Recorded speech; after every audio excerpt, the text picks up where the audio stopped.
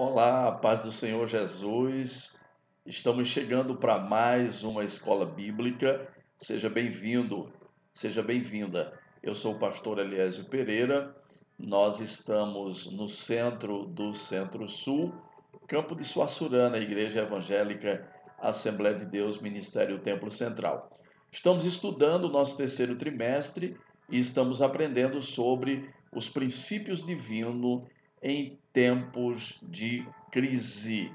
E hoje nós estaremos estudando a lição de número 4. A construção do templo enfrentou oposição. Seja bem-vindo à nossa EBD, a reconstrução de Jerusalém e o avivamento espiritual como exemplo para os nossos dias, os princípios divinos em tempos de crise. É o que nós estamos vivendo, né? Então, vamos lá para a nossa lição. Nós temos uma propositura de leitura diária, de segunda a sábado. Nós não estamos tendo ainda escola presencial, então as nossas escolas estão sendo online. É tanto que a CPAD, a nossa editora, ela não editou a revista física, nós só temos a revista em PDF, né? E nós estamos aqui trazendo para você um resumo da lição de hoje, ok? Vamos então para a leitura bíblica em classe.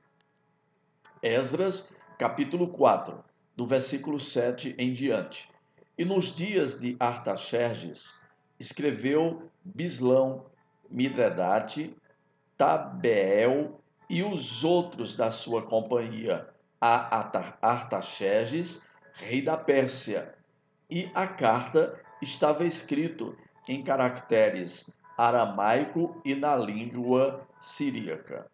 Então escreveu Reum, o chanceler, e Sinsai, o escrivão, e os outros da sua companhia, Dinaitas, Arfazaquitas, Tarpelitas, Arfazitas, Arquevitas, Babilônicos, Susanquitas, Devaitas e Lamitas. Este, pois, é o teor da carta que ao rei Atarxerxes lhe mandaram. Teus servos, os homens daquém do rio, em tal tempo. Saiba o rei que os judeus que subiram de ti vieram a nós, a Jerusalém, e edificam aquela rebelde e malvada cidade. E vão restaurando os seus muros e reparando os seus fundamentos. Agora, saiba o rei que, se aquela cidade se reedificar e os muros se restaurarem, eles não pagarão os direitos, os tributos e as rendas, e assim se danificará a fazenda dos reis. Para que se busque no livro das crônicas de teus pais, e então achará no livro das crônicas e saberás que aquela foi uma cidade rebelde e danosa aos reis e províncias, e que nela houve rebelião em tempos antigos, pelo que foi aquela cidade destruída.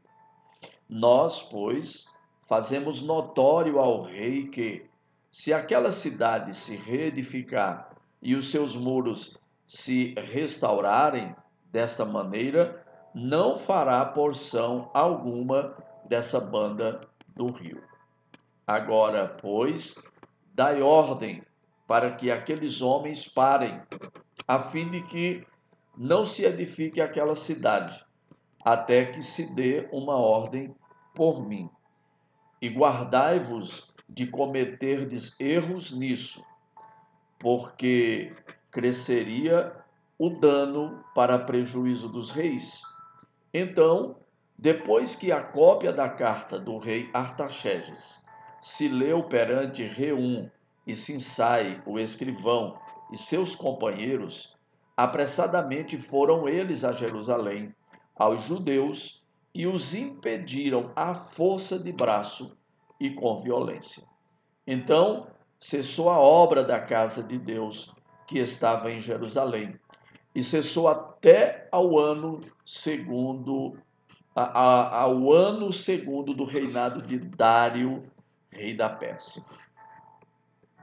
Então, o texto áureo da nossa lição está em Neemias capítulo 4, versículo 6. Assim, edificamos o muro, e todo o muro se cerrou até sua metade, porque o coração do povo se inclinava a trabalhar. A verdade prática diz que, se confiarmos verdadeiramente em Deus, venceremos todas as resistências do maligno. Amém? A nossa lição de hoje, ela tem 5 tópicos, divididos em subtópicos, tá? Começando pelo primeiro tópico, nós vamos aprender sobre os alicerces do templo, eles são lançados. O primeiro subtópico, o lançamento dos alicerces, foi celebrado com uma solenidade. Tópico 2, a reedificação do templo. No tópico 2, nós vamos ver que os samaritanos opõem-se à construção do templo, divididos em 2 subtópicos. O primeiro subtópico, entre os moradores da terra estavam os samaritanos. Segundo subtópico, os samaritanos tentam frustrar a construção do templo. E aí nós temos o terceiro tópico, ou ponto, como você queira chamar, dividido também em 3 subtópicos. Como se explica a falta da resistência dos judeus? Primeiro subtópico, os judeus deveriam ter ido ao rei da Pérsia para assegurar a construção. Segundo, os judeus deveriam ter recorrido a Deus. Terceiro, o motivo da falta da resistência dos judeus era de ordem espiritual. Quarto, a reação dos samaritanos quando os judeus cessaram a obra.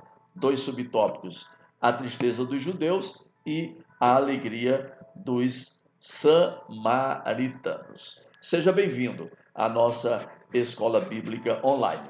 Bom, introduzindo a nossa lição de hoje, lembrando para você que nós fazemos um resumo da lição, tá? Após a restauração do altar, o que ocorreu é que a vida espiritual dos judeus que haviam retornado do cativeiro, a vida deles seguia o que estava prescrito na lei de Moisés. Somente esperavam o momento de iniciar a reedificação do templo.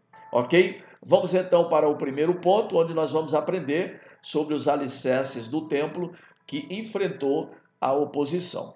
Olha, irmãos, depois que os materiais para a construção do templo chegaram, segundo a concessão feita pelo rei Ciro da Pérsia, Zorobabel e os que haviam voltado do cativeiro lançaram os alicerces do templo. E aí vai começar a construção, mas também a oposição.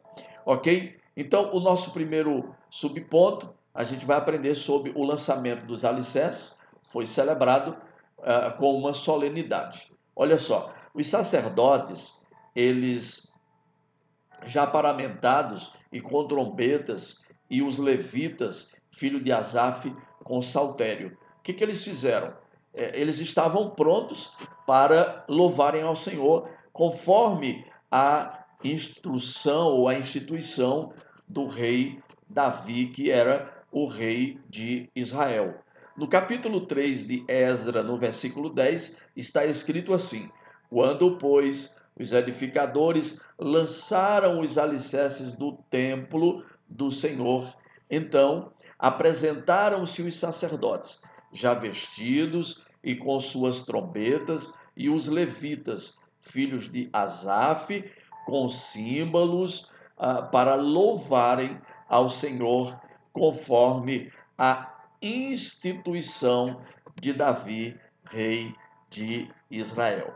Eu espero estar ajudando a você que tem acompanhado as nossas aulas no seu aprendizado através das ilustrações aqui dos nossos slides.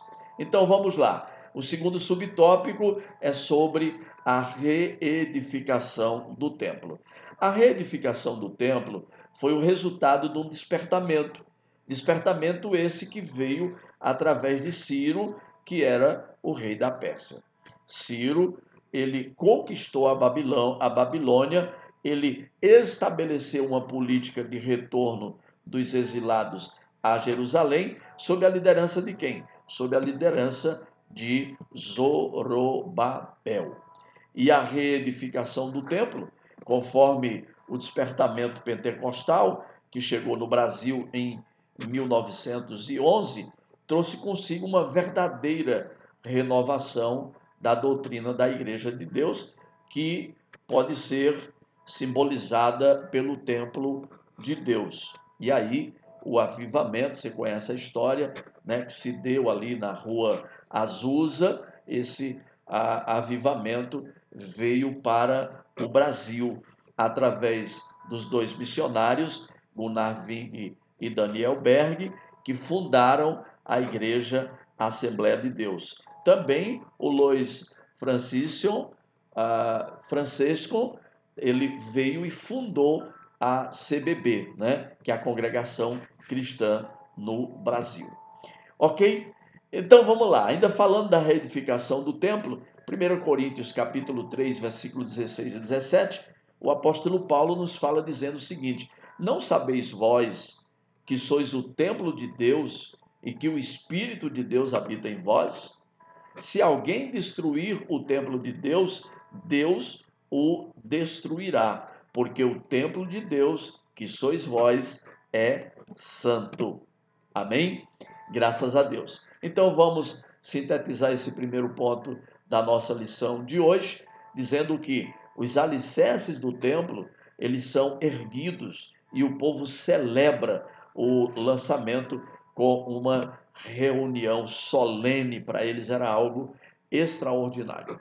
Vamos então para o segundo ponto da nossa lição, onde nós vamos aprender sobre os samaritanos opõem-se à construção do templo. No primeiro subponto, nós vamos aprender que entre os moradores da terra estavam quem? Os samaritanos. Olha só, quando Nabucodonosor levou o reino de Judá cativo para a Babilônia, os samaritanos passaram a morar na terra de Judá. Os samaritanos eram os descendentes de uma mistura de gente que o rei da Síria tinha deslocado para a cidade de Samaria com os israelitas. Na divisão das tribos, as 10 tribos do Reino Norte, né, que em Israel, a capital é Samaria, as 10 tribos eram Rubem, Simeão, Zebulon, Isacar, Dan, Gad, Asser, Naftali, Manassés e Efraim. Essas tribos formavam o Reino do Norte, né, no Reino Unido, e aí tinha também o Reino Sul, né, na capital Jerusalém, onde Judá estava lá. E aí tem as duas tribos, que é a tribo de Judá e a tribo de Benjamim, no tempo de Davi e Salomão. Ok? Então, os samaritanos, o que ocorreu? Eles tentaram frustrar a construção do templo. A maldade, irmãos, dos samaritanos levou-os a enviar uma carta ao rei da Pérsia, contendo acusações, e olha só, acusações mentirosas contra os judeus. Quando você olha Esdras, capítulo 4, versículo 12 e versículo 13. O que ocorreu? Ocorreu que o rei recebeu aquela carta e ele, como ele não conhecia bem o assunto, o que ele fez? Ele mandou parar a obra, embargou a obra, né, que estava sendo feita. Ok? Então, os samaritanos que estavam entre os moradores da terra, eles se opuseram à construção do templo. Sintetizando, então, o nosso segundo ponto. Ok? Então vamos para o terceiro ponto, ou terceiro tópico, como você queira chamar, onde nós vamos ver como é que se aplica a falta de resistência dos judeus. No primeiro subtópico, nós vamos entender que os judeus, eles deveriam ter ido ao rei da Pérsia para assegurar a construção. Mas ocorre que a ordem de construir o templo tinha sido dada pelo Deus do céu. Através de quem? Através de Ciro, que foi quem assinou o decreto da construção do templo. Ok? Então, os judeus, eles deveriam ter feito o quê, irmãos? Deveriam ter recorrido a Deus. A gente aprende com isso que tudo que nós fazemos, toda decisão que nós tomamos, nós sempre recorremos a Deus. Nunca fazemos nada pela nossa própria vontade ou pela nossa própria força. Então, toda a história dos judeus é uma história rica de exemplos de como Deus ajudou esse povo em tempos difíceis. E a gente vai ver alguns dos exemplos. Por exemplo, no tempo dos dias do rei Ezequias, Judá foi cercado pelo exército do rei da Síria, que queria levá-los em cativeiro. O que Deus fez?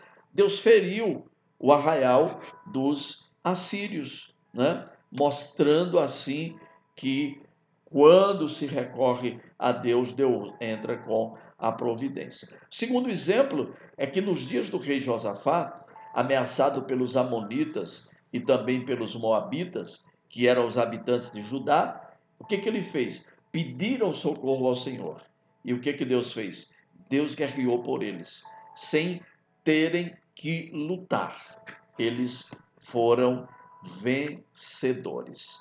Deus era quem ia lutar com eles. E o rei Josafá convocou o povo numa reunião solene, pediu ao povo que jejuasse, mostrou ao povo o quanto Deus tinha feito e que faria, e que aquela guerra seria uma guerra que ele não poderia guerrear por conta dos inimigos que eram muitos, e aí Deus manda o anjo e diz que eles não se preocupassem, que Deus iria guerrear por eles. Aprendizado para nós. Deus está guerreando a tua guerra. Deus está batalhando por ti, mas você precisa, em todo momento, pedir o socorro do Senhor na sua vida. E o terceiro tópico, nós vamos ver o motivo de falta de resistência dos judeus era exclusivamente de ordem espiritual. Olha só, Zorobabel era o chefe político do povo judeu. Então, o que ele tinha que fazer? Ele tinha confiado na sua própria força. E a Bíblia diz que não é por força nem por violência, mas pelo meu espírito, diz o Senhor dos Exércitos. Zacarias capítulo 4, versículo 6. E aí a gente tem também o exemplo de Josué, né? Sumo sacerdote, líder religioso do povo, estava com as vestes manchadas. Nós vamos também encontrar em Zacarias essa referência, quando Zacarias diz que Josué, vestido de vestes sujas, estava diante do anjo. Então, vamos sintetizar o terceiro ponto. Os judeus, eles não resistiram à oposição dos inimigos e pararam a construção do templo. Desculpem. Eles não resistiram à oposição dos inimigos e pararam a reconstrução do templo. E o quarto ponto, nós vamos ver a reação dos samaritanos quando os judeus cessaram a obra. No primeiro subtópico, a gente vai ver a tristeza dos judeus. O povo ele tinha ouvido falar de que o Deus do céu estava ao lado dos judeus, ajudando-os. E agora? Onde está o seu Deus? Aí, os inimigos dos judeus, o que eles fizeram?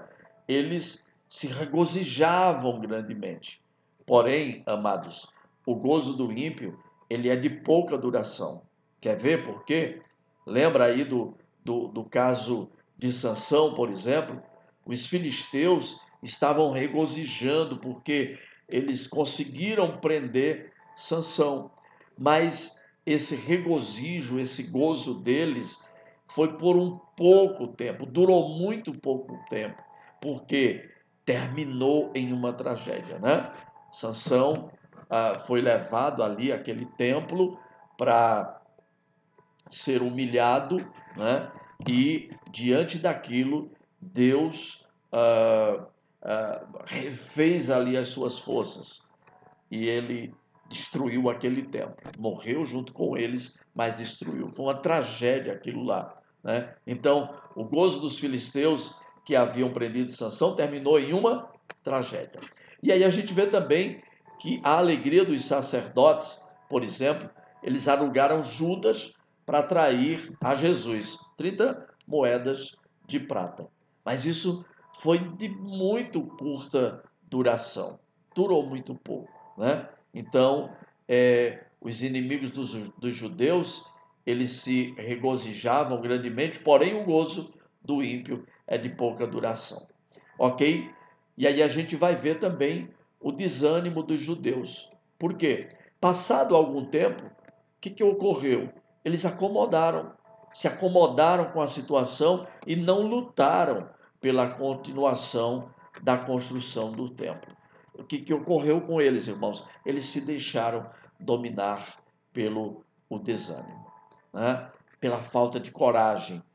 Eles foram desestimulados, tá? Então, o desânimo é uma das ferramentas eficazes e é uma arma que o diabo usa, né, para investir contra os crentes, fazendo com que o crente fique desestimulado, fazendo com que ele fique desanimado, tá?